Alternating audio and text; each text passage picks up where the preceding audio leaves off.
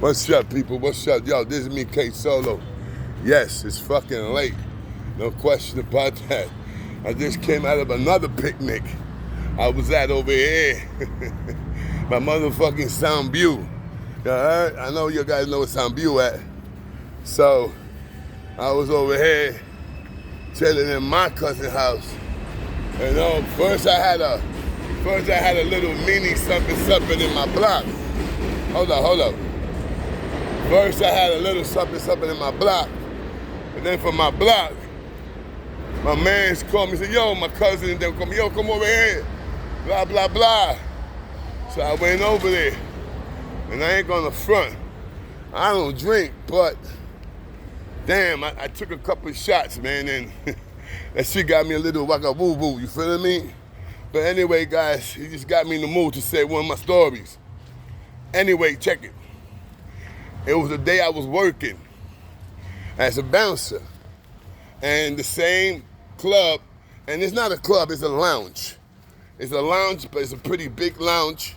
And downstairs, they had a dancing thing, like a little spot where you could dance. And they also had a bar. So anyway, that day I was not supposed to drink. That day I was not supposed to work because, I just didn't want to go to work because I was burned out. You feel me? I was working that whole week. Matter of fact, that whole 2 week, I was working straight all the way to motherfucking, let me see, Friday to Saturday. You can say that's 2 weeks straight. Only day off was Sunday. But that Saturday, I said, you know something? I'm not working. So I didn't work. But it was too good to last. My wife used to work there. My wife was the coat check lady. You know, when you give your coat and, you pay her, they hold your coat. Okay, that was her job. Now, I remember this shit, son. I was looking at this movie. And it was a good movie. Damn, what movie was it? It was a movie. This is like about 2010. Yeah, 2010. So anyway, I'm in the house, I'm looking at the movie, blah, blah, blah, blah, everything is beautiful. Next thing you know, I get a phone call from wifey. Boom. She telling me, baby, come pick me up. I'm like, what's going on? Bobby, this shit is crazy, Bobby. Pick it up, I'm scared. This shit is wild. It's hip-hop night. You understand what I'm saying? And you guys know that hip-hop night, bro, it's like every man for themselves. You feel me? So, of course, ain't no secret, man. Ain't no secret what I got. I said a few times in the video what I got, what I hold.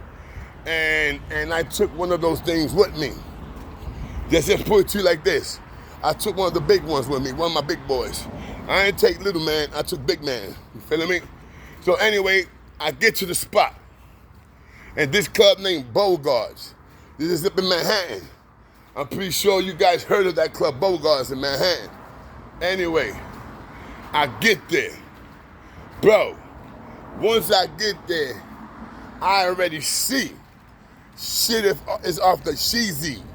First of all, the bouncers that they had working was 1, 2, 3 bouncers. They had 3 fucking bouncers. 1 in the front and 2 working inside. 1 working in the first floor, 1 working in the second floor. Now, you're gonna tell me that whoever was running the club that day, the manager, his name was David. Fucking idiot. Name was David. Anyway, I go inside. First of all, I look at the bouncer, and the bouncer used to be, he was a CO, not used to be, he was a CO. And he was a CO from the box. That was his spot, the box, you know what I'm saying? So I looked at him and I said, yo, son, look at this shit that's going on here. Look at this shit, this shit's fucking crazy. Everybody out here with their drinks, and in Manhattan clubs, you cannot come out with your drinks. You cannot come out with your drinks. So, motherfuckers, they drinking, And they got all these fucking liquor outside. They got their glass outside. So I'm like telling the bouncer, yo, son, you should know better. So now, what you gonna do to tell these people to come back inside? You know what I'm saying? Because I'm not working. I'm just there for wifey. I'm going downstairs to check out wifey, tell wifey, pack everything the fuck up and give up the money and get your profit and let's get the fuck out of there. Boom! The manager see me, motherfucker. He looks at me and he's like, yo, Solo. Yo, please, Chris. My name is, they call me Chris. Yo, Chris, please, stay working, man. I'm like, yo, listen, man. It's like fucking 1:30 in the morning. It's 1:30 in the morning, baby. I'm not working, bro. Like, listen, you work and I'll give you your whole fucking pay. Matter of fact, I'll give you $25 more. So altogether, that was $275. That's not bad, but the crowd was outrageous. So I looked at, and then listen to this shit. You ready for this? The manager hired his own security, and the dude that he hired is carrying a 9. He got a 9mm, the same thing that I got. Fuck that. I just snitched on myself. He got the same amount, that I got. He got a 9. I got a 9. So anyway, he comes up and I'm seeing, I say, damn, David, you got fucking security here. You got your own fucking security. And what's going on with the fucking bouncers, man? Like, really? I mean, you can't call and hire some more guys. This is an emergency, bro. It's an emergency. So while I'm talking to him, bro, all I hear is right there.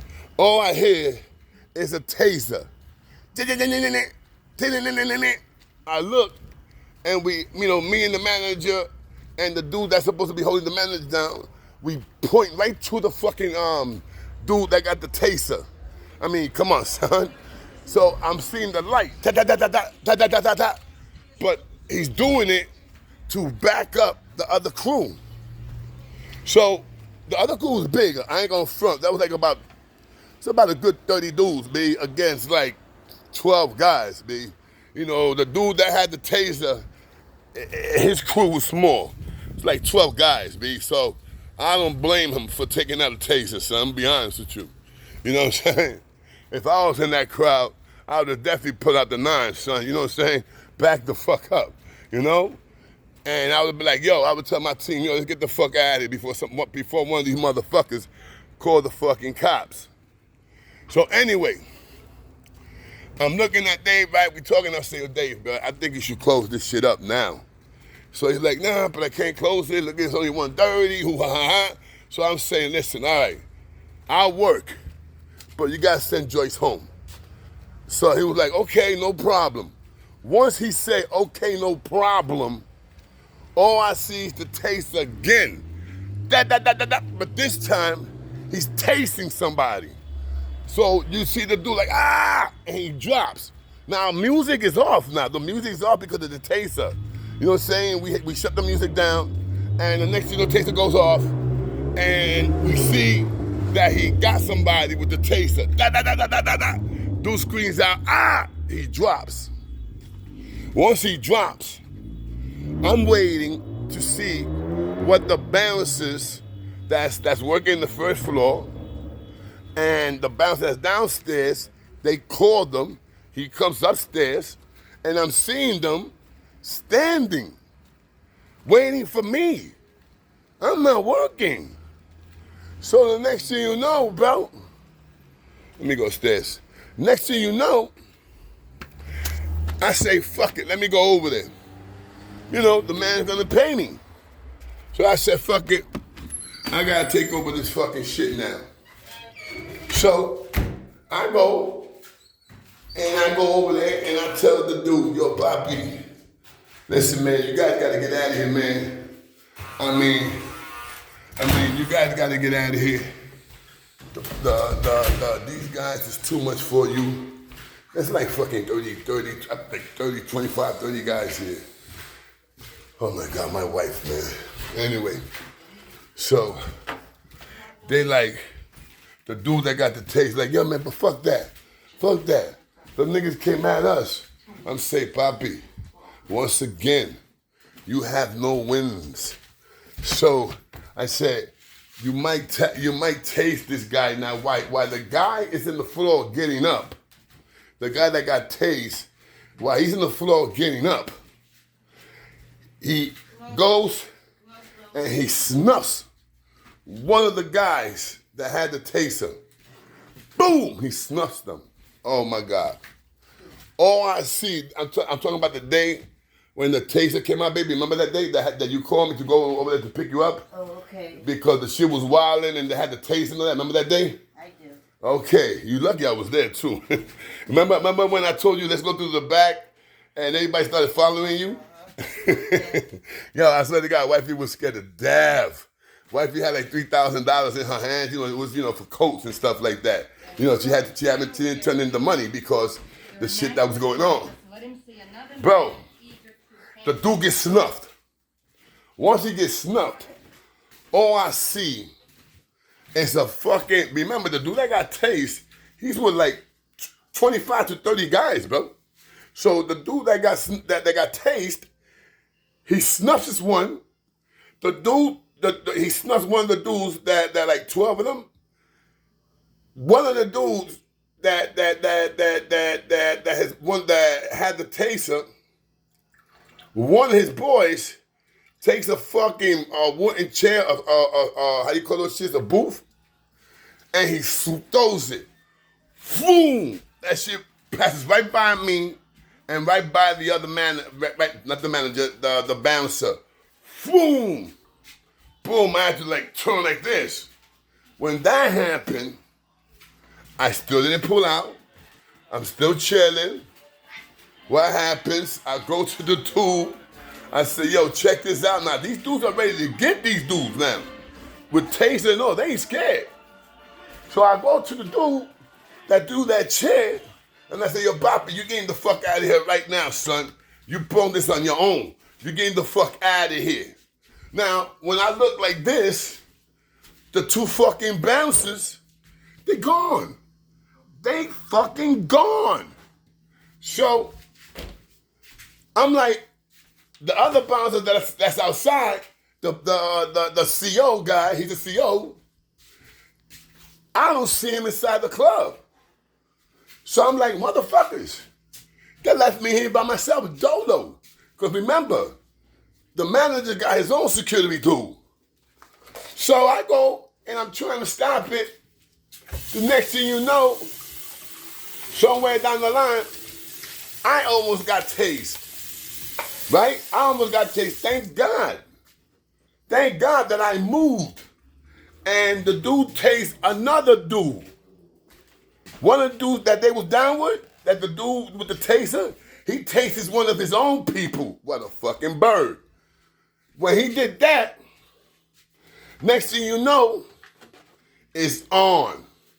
It's on, bro. My brother, they went behind the bar. The guys that got like 30, they went behind the bar. They didn't need to do this, bro, because they had 30 guys, bro, 30 to 25 guys. They go behind the bar and they grab bottles of liquor. I'm talking about expensive shit, bro. Cristal, Hennessy, all that shit, son. And they start throwing it at them. Boom, bing, bottles are flying. People that had nothing to do with it got hit. I'm swear to God, bro. People that had nothing to do with it got hit. Hold on.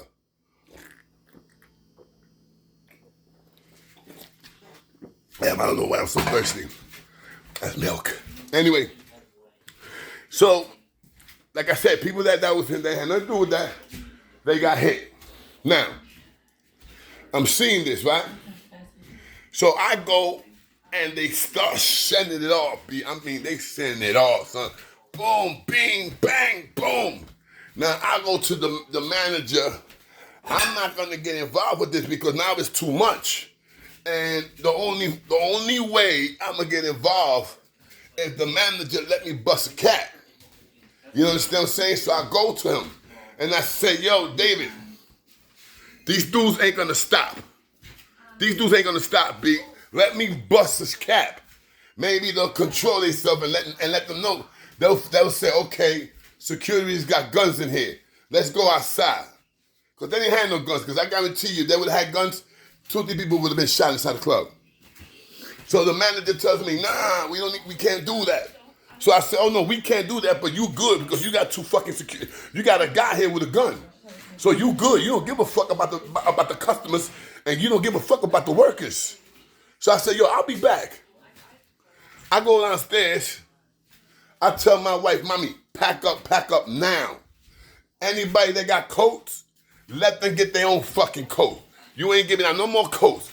So I stood there till wifey packed up all the money. People downstairs, the shit is packed downstairs. When you pick up the coats, it's packed. So they're trying to get their coats. So my wifey picks the money up. She tried to give the jacket to 1 or 2 of the people. I said, get the fuck out of here. Let's go fucking now. So I grabbed my wife. People are trying to get out, but they don't know how to get out. They can't get out through the front.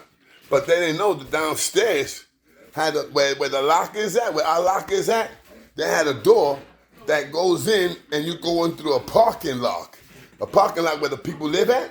Because this is a big ass building. This is Manhattan, baby boy. This is Manhattan. This is about the financial place, you know what I'm saying, by, how you call that shit, Wall Street. You understand what I'm saying? So I tell wifey, mommy, go in here.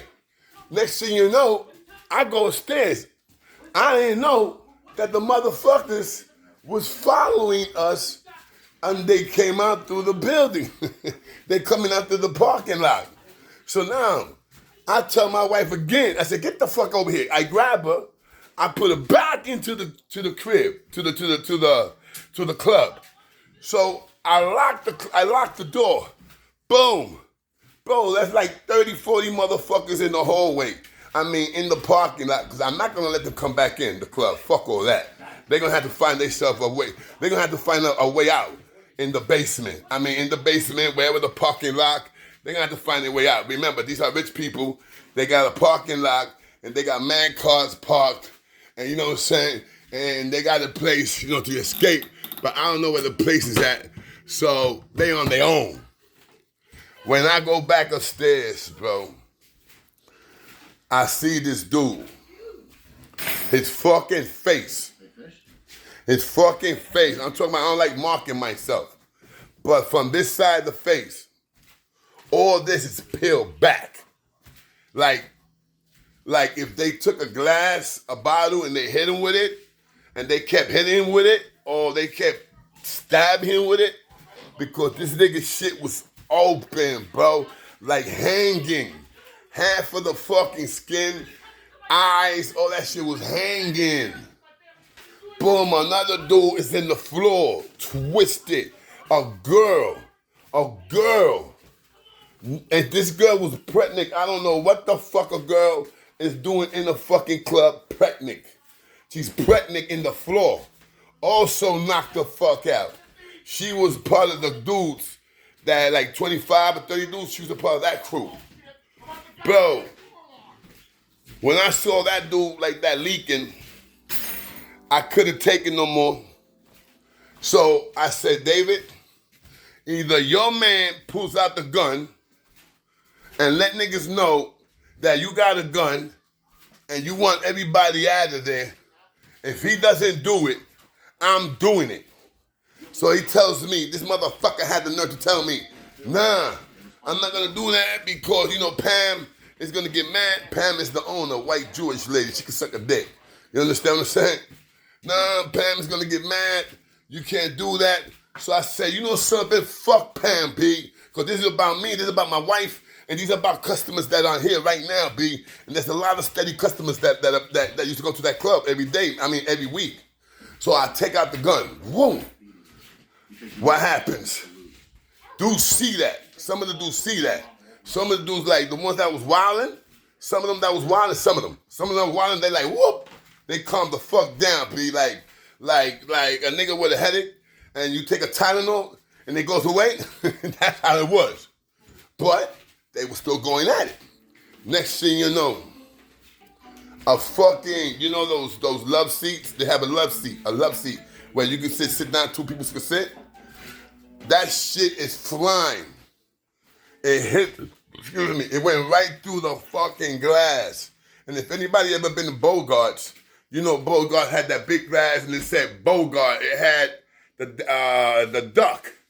It had the duck was the logo. It had a duck with a top hat and with a bow tie. It was the logo. The whole glass comes down. It comes down, son. I said, fuck this. I take and I bust two. Bah, bah. Once I bust two, everybody and their mother started running out the club. Bro, that's all I had to do is bust two shells. I didn't have to hit nobody. I didn't have, you know what I'm saying, stab nobody. I didn't have to do none of that shit. All I had to do is what I was telling the fucking manager to do. I'm a fucking bouncer since I was 17 years old, bro. I was what? 44 at that time. You don't gotta tell me what you know what I'm saying? When this nigga started becoming the manager, I was already a fucking veteran bouncer. So everybody breaks out. When the closest clear, there's like 5 guys, bro. Like 3 of them is stabbed. 2 is like knocked the fuck out. The cops get there. Now, they want to see the fucking camera. I'll be damned if they see the camera. Because remember, I bust the shots. They're going to look at the camera, they're going to see me busting.